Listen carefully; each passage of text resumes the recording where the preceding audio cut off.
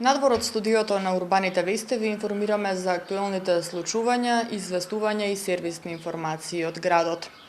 Автомотосојузот на Македонија информира дека од денеска ќе биде затворен за сообраќај патот од Драчево кај пругата до село Лисиче. Прекинот е поради асфалтирање на патот, а активностите ќе траат една недела. Жителите на Киселавода од вчера па до решавање на проблемот секој ден ќе ја блокираат главната раскрсница во оваа населба, се додека не се најде решение за нивниот проблем кој со години го имаат. Тие бараат дислокација на центарот за зависници. Во отворено писмо кое тие го испратија до медиумите вела дека веќе 20 години се борат со овој проблем. Годинава од страна на Министерството за здравство им било ветено дека до мај ќе се реши случајот со центарот за зависници, но исход се уште нема. Потенцираат дека ниту се политички, ниту партиски обоени. Едноставно се борат нивните деца да не растат со трауми од болницата во која нема никакви услови да се лекуваат зависниците од дрога. Од друга страна, граѓаните кои утрово беа заглавени во сообраќајниот метеж на социјалните мрежи реагираат дека го разбираат револтот на жителите од Киселавода, но прашуваат на кој начин тие да стигнат до своите работни места. Протестот на жителите на Киселавода продолжува и утре, па се до целосно решавање на овој проблем. Граѓаните вчера со акција во градскиот парк во Скопје символично доцртувајќи ги забетонираните корења на дрвјата со синџери и пораки за слобода на зеленилото ги повикаа надлежните градски и општински власти да го отстранат бетонот со кој се задушени корењата на повеќе од 1000 дрвја во Скопје, но и низ останатите градови во државата.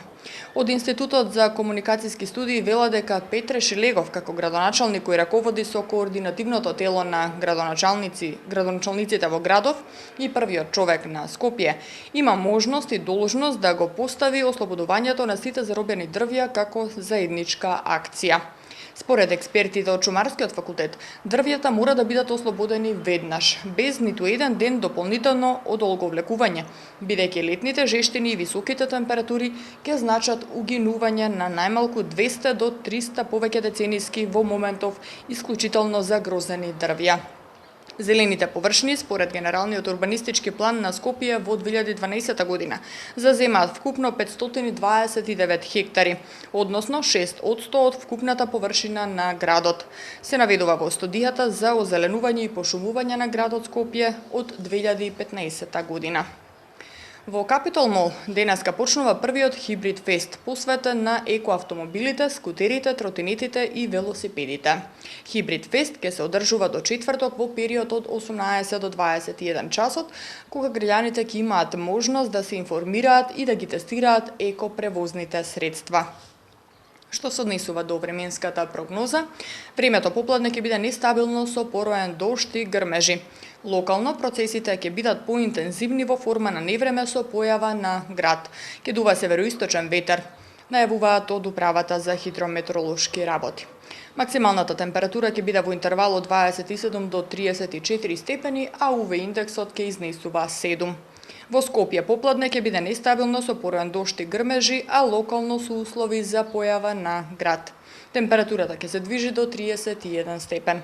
Од УХМР најавуваат дека и утре во попладневните часови ќе се задржи нестабилно време со пороен дожд и грмежи, локално во форма на невреме со засилен ветер и услови за појава на град. Потоа следува период на стабилно и сончево време. Во петок и за време на викендот со умерен до засилен северен ветер. Поради технички зафати на дистрибутивната електромрежа, утре без електрична енергија ќе останат корисниците од општините Карпош, Сопиште, Ѓорче Петров, Аеродром Газибаба и Киселавода.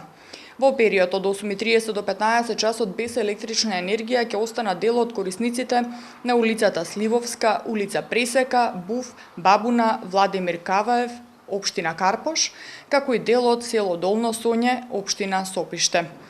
Во период од 9 до 13 часот без електрична енергија ќе бидат дел од корисниците од Ново село околу спортската сала во општина Ѓорче Петров, дел од Долно Лисиче, дел од Јурумлери, кај расадникот во општина Аеродром, како и водовод Јурумлери, дел Драчево кон Јурумлери, Граф Охартија, ВИП Драчево, општина Газибаба и Киселавода.